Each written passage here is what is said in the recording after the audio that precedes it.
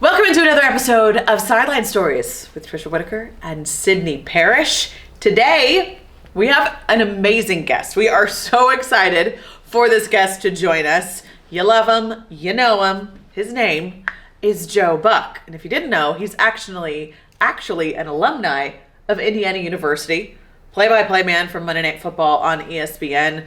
He did the World Series for 25 years. You know the drill. Joe Buck he's the voice of so many legendary moments, Sydney.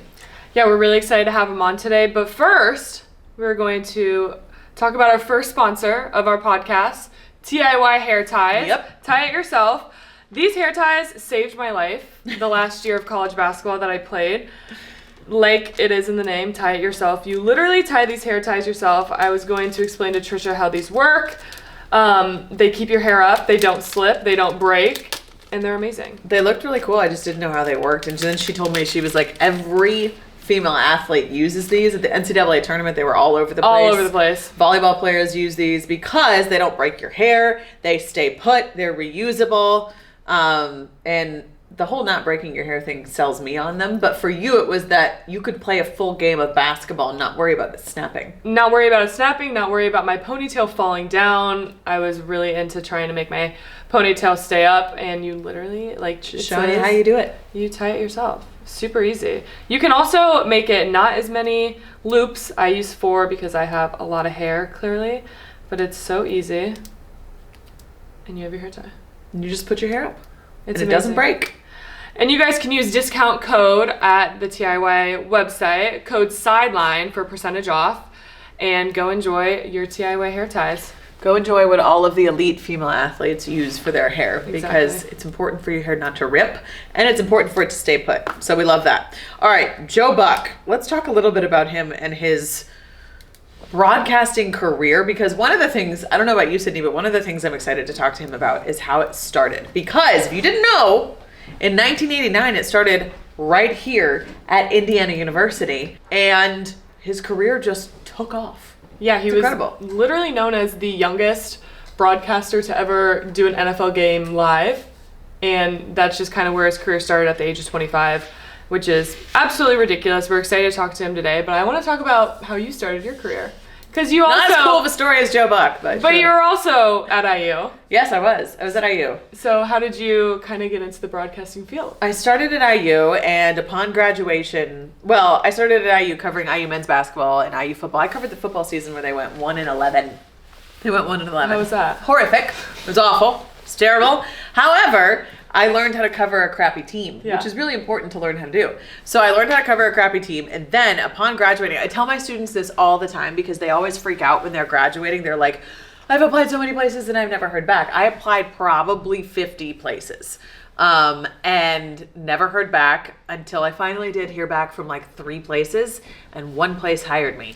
And that was WBAY in Green Bay, Wisconsin. I started by covering the Packers. Really? I had no idea. I thought you started in Indy. No, that was my second job. No, I started in Green Bay, which is a really, really small market, but it's an amazing market. And I started by covering Aaron Rodgers and the Packers. First day on the job, I am going to San Francisco for a 49ers Packers playoff game, hosting a pregame show live on the field. It was when Colin Kaepernick played for the 49ers. It was insane. So I got thrown straight into the fire, did all of that, and made a whole lot of mistakes for 2 years because I was so brand new. And when I was at IU, we didn't have the media school. So I didn't have a lot of experience. I really didn't. So what was your degree in? It was in communication.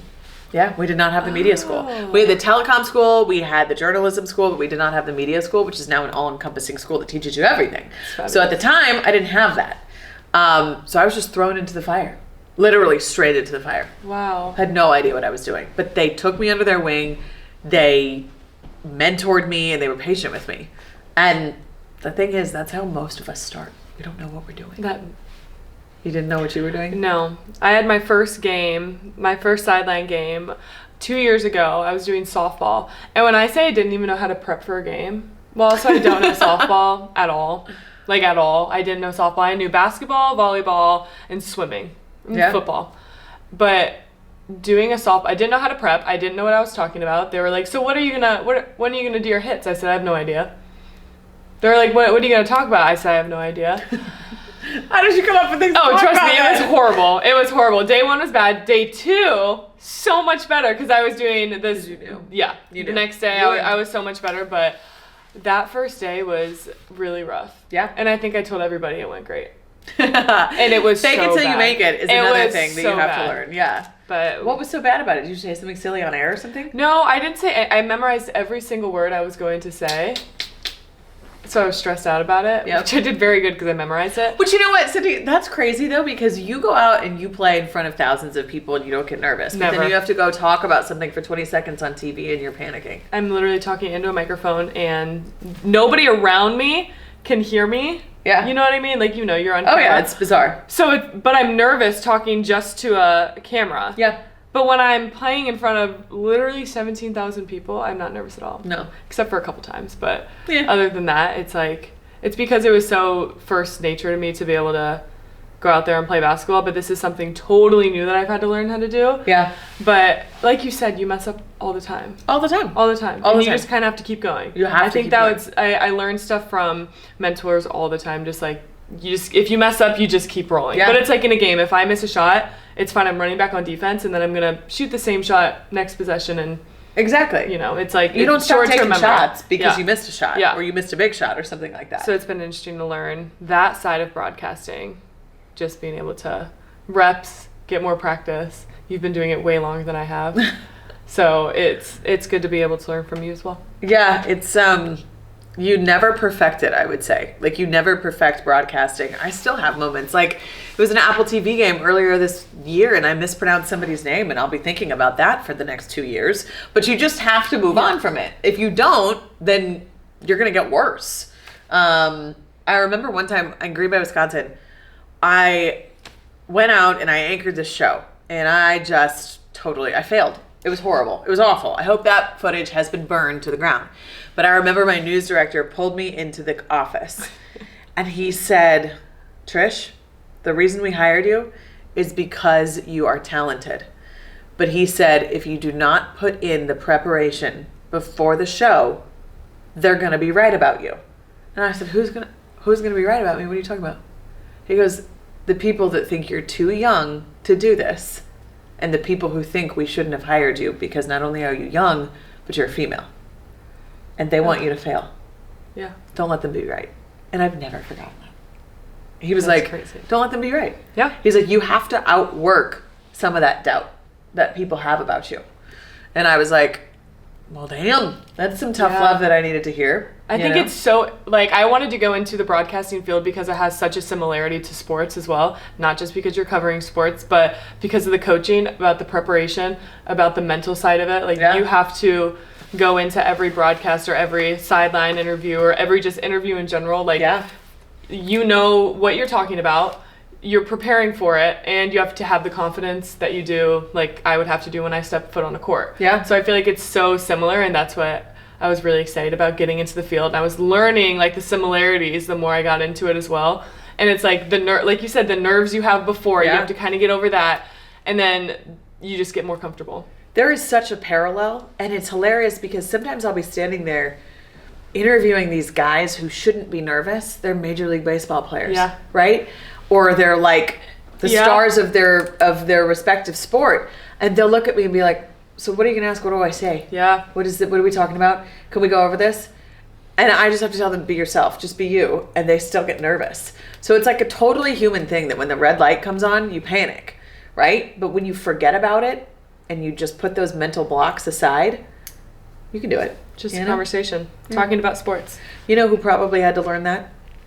Joe Buck. There we go. Joe Buck had to learn that. All right, we would like to welcome in the guest of the hour. That would be Joe Buck, an IU alum, the current play-by-play voice for Monday Night Football on ESPN. Spent over 25 years in Major League Baseball, called numerous World Series, numerous big moments across his career. Joe, thank you so much for joining us. Yeah, thank you for having me. Look like you're getting ready to do a comedy set in front of that brick wall. Well, Joe, this is the new IU Media School. So when you were here in 1989. Is that correct? When you started at IU? I think I walked onto the campus in 87. I was there in 88, 89. I took telecom classes, which was the only major that kind of fit what I wanted to do. But what you guys get to do, or what's there now, is head and shoulders above anything that was there when I was 19.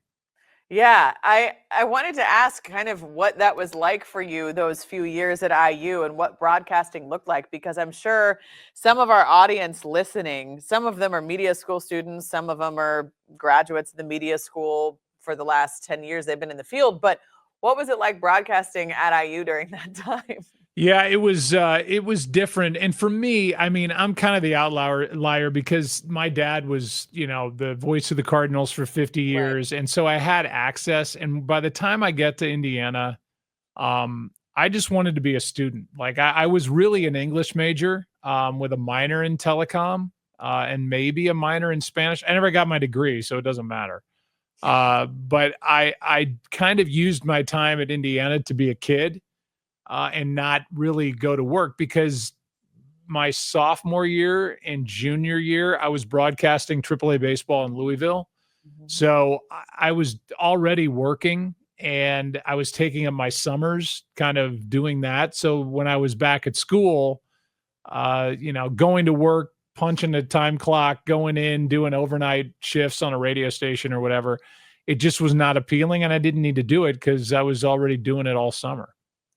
So like you said, you didn't fully get your degree at IU. What led into completely stopping the school part and going straight into broadcasting? You mentioned it a little bit with doing AAA, but was there a time where you're like, I need to stop? Because you were here for 3 years, correct? Yeah, 3 years. By the time I got out, I think I was closer to my degree, or I think I thought I was closer to my degree than I actually was. I tried to transfer hours to St. Louis University, and and they're like, yeah, I used to tell everybody like, I'm 12 hours short. I'm one semester short, but I was more like 20 something.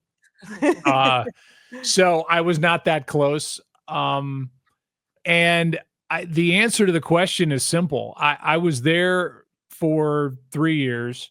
The last 2, I was doing AAA baseball. Then the Cardinals called, and they said, we're looking for a full-time fill-in when my dad, was doing CBS games on the weekends. So what do you say if you join our broadcast team? And I was like, well, yeah, of course. I wasn't going to stay in school and hope that I got the Cardinal job or some other job when I could have just taken the job. So it was like, there's no reason for me to keep going. I'm going to get the education out in the field, and, for what we do and for what this job really requires, I would always defer to going to work than staying in school and trying to read about it. I think the more you do, the better you get, and the more comfortable you feel, which leads to you getting better. And it was just a real easy decision. I love that you said that. I always tell my students, if they come to me and they're like, I have a job interview, I'm like, cool, you go. You don't come to class that day, because that's what I'm trying to teach you to do and get. So I love that you said that. Before we get into a little bit of your career right now and your previous work, I do want to ask you a question. I know some of our IU viewers are going to love to hear. What did you think this past season about what Curt Cignetti and the Hoosiers did, knowing the history, the terrible history that is, unfortunately, IU football? Yeah, I was blown away. And I think it's kind of the good side of the NIL equation, that you can turn something around quickly. You can also lose guys, obviously, athletes. But I think he did a great job of just changing the mindset. I think that was the first thing. He is not a guy that lacks for confidence, and I think that he was the perfect hire. He came in, he's like, I'm not going to apologize. We're going to be confident. We're going to be good. And then he coached the hell out of him and got him to play great football. So I was watching every weekend. I went back. I went to the Michigan game. It just, that was not on my radar prior to this past season. So I'm I'm thankful he's there. I hope we can keep him around, and I hope they just continue to build on what they did last season. Of course. You said that wasn't on your radar for obviously Cignetti and the Hoosiers to be as good as they were this last season, but was it on your radar from going with Fox for 30 years to then No. switching to ESPN? Talk a No. little bit about that change. Yeah, I was there for just about 30 years. Did all the stuff that I got to do, and I thought I would be there the rest of my career. And when Troy had an out in his contract, he went to ESPN. I had a year left on my deal. I kind of begged my way out because I wanted to stay with him and tackle something new and, have new challenges with different people than I was used to and kind of get out of my comfort zone a little bit.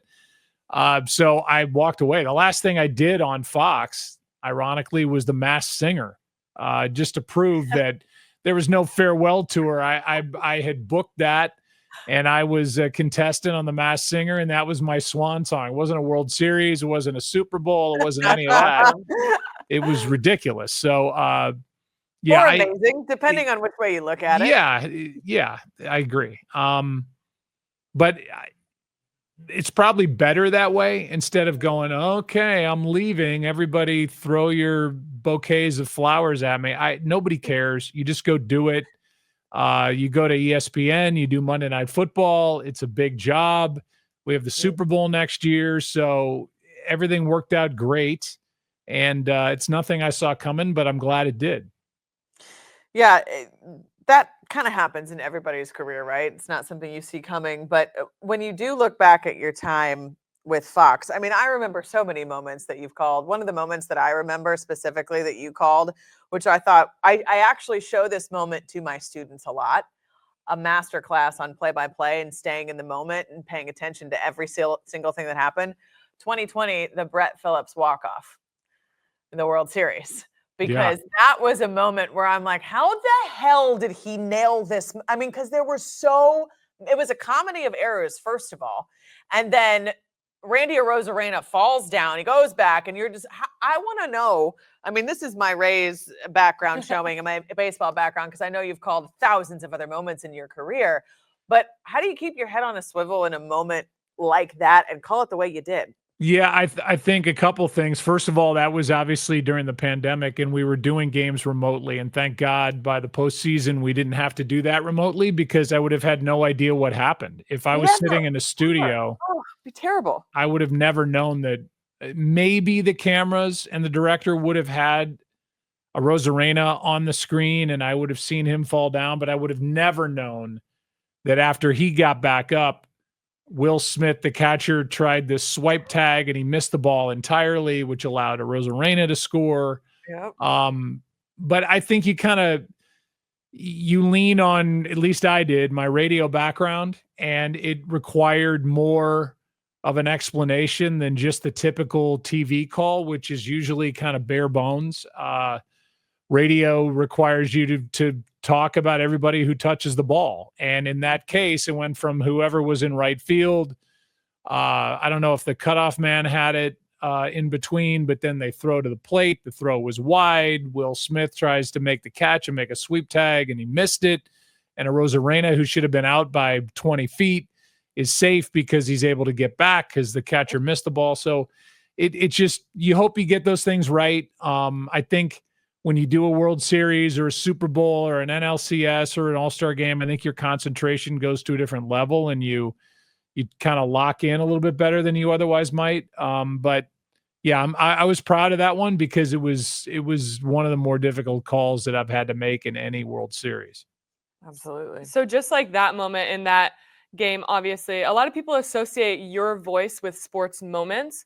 Do you ever feel that weight on your shoulders when you're on the mic in that moment? Or did it just come with a lot of practice, a lot of reps, doing several games throughout your career? Yeah, I mean, I could teach a class on this. I think the most important thing is trying not to plan things out and trusting yourself in those big moments. But that's hard to do. I remember in the Mark McGwire year of 1998, he's chasing down the record of 61 home runs in 1961 by Roger Maris. And Is he going to break it? Then by, September, it was like, yeah, he's going to break it. It's just a question of when. And then the question kept coming. What are you going to say if you're on the mic when he makes this historic home run? And you go to bed thinking about it. You wake up thinking about it. It's nothing that I'd ever thought about before. I think I'd always trusted myself until then. Mm-hmm. And so I wrote down a little line of what I would say to kind of put it in perspective and make it some, great flowery home run call. And because he hit the home run that he hit to break the record, it was barely fair. It was barely over the wall. I could never get my eyes down to what I had planned out. So I kept my eyes up and I just reacted. And I think whether it's the first World Series I did in 96 at Yankee Stadium as a 27-year-old and feeling like I was out of my depth and trying to come up with the right words, it just kind of comes out. And you have to trust yourself that it's going to be good enough because the other stuff has to be good enough too. And I'm aware that when you call the Cubs winning for the first time in 108 years, it's going to be played over and over again. If you call the Red Sox winning for the first time in 86 years, it's going to be played over and over and over again. So you want to get it right. And, thankfully to this point in my career, that's gone well. But, you're only as good as your next call, I guess. You mentioned the Cubs and calling that. I grew up a Cubs fan, so I will always remember your voice on that moment. But one of the things I want to ask you, Joe, is a question that I ask a lot of play-by-play guys. How do you know when to stay silent? Because one of my favorite calls is Jim Nantz on Tiger Woods. Amazing. When he won the Masters after everything that he had been through. I think he didn't speak for, what was it, like 3.5 minutes or so? Uh-huh. I mean, he didn't say a word. Granted, that's the Masters, and that's a bigger moment than, the world. Not a bigger moment than the World Series, but a different moment. How do you know, and when did you learn when to stay silent and when to chime in? Yeah, I think every situation's different. I think you have to feel it. If the natural sound is so good, there's nothing I'm going to say that's going to be better than that. Right. And if it's Tiger walking off the 18th green at Augusta and hugging his son and his daughter and, just the raw emotion of it, what is Jim? What am I? What did Costas, Michaels? I think we all are smart enough to know that the actual natural sound from that green is better than anything I'm going to come up with. And I think in baseball, or football for that matter, but I think in baseball, you have to ride that moment. And when it feels like it's starting to peter out a little bit, then you jump in. But when a team wins a World Series and our cameras are running into the pile and they've got microphones on them and you hear grown men acting like little kids, I don't want to talk over any of that. Or Plexico Burress scores a touchdown in a Super Bowl, and I think we were quiet for 1.5 minutes, and our director just goes crazy with showing, the coach that's now on top, and then Belichick being mad, and Brady getting ready, and Peyton Manning celebrating his brother in a luxury suite. And I don't need to follow all that. I just I get to be quiet and watch all that with the viewers at home. And I think, you have to be respectful. I try to do a game like I'd want to hear it if I'm sitting on my couch, and I don't want the play-by-play guy just hammering me over the head with words. I want to experience it. Mm-hmm. And I think every situation's different. Sometimes you expect, oh my God, the crowd's going to go nuts here and I'm not going to talk. And it doesn't happen. Well, then you probably have to jump in. But for the most part, silence is the best way to go. Mm-hmm. So a lot of people underestimate the fact that preparing before a game is sometimes easy, people like to say. But as I've tried to go into the sports broadcasting world, I recently graduated this past year. So I'm trying to find my way into all different things, sports media, broadcasting, that kind of thing, prepping for games. I did some sideline pieces. So how do you prep for baseball and football, and how does that differ from each other? And what does your week look like preparing for a game? I mean, it's a lot of reading. We're being at ESPN, we have such great research engines that give me so much information to the point where you almost have to turn it off. But there's a sports scan that if I'm doing the Bears and the Packers this week, I'll get every article written about the Bears, every article written about the Packers. I'll get think pieces. I'll get, a history of the season up to this point, who's hot, who's not, who's hurt, who's not living up to expectation, whatever it is. And so I have to show up at a week 16 game as if I've watched their first 15 games. And I haven't, because I've done other games. So it's reading, it's highlighting, it's, putting a spotting board together that has name, number, height, weight, years in the NFL, what college they went to, where they were drafted, or how they were acquired. And then you start layering on top of that, the stats, how many touchdowns, how many sacks, how many interceptions, how many whatever. And then you layer on top of that the historical stuff, like, what's the series record between the Bears and the Packers, and how many times, it's layer upon layer upon layer. And then I don't know if they still do it, but back in my high school, we used to have open book tests. And I was like, this is the dumbest exercise ever. The answer's right there. But you have to be able to find it under the gun. And if you've done your own work, and if you've put all those layers on top of one another, then you can find it under the gun. I know where everything is on these massive boards I put together, and they're jumbled with all this info, but I can go right to it. And it's the same with baseball. It's the same idea, trying to act like you've watched the entire season when it's impossible. You haven't. And however you need to catch up, you catch up, and you go to work. I love what you said about the notes taking, because it's true. Whenever I do Apple TV on a Friday night, I have the Nationals this Friday. And it's like, you think I've watched the Nationals entire season?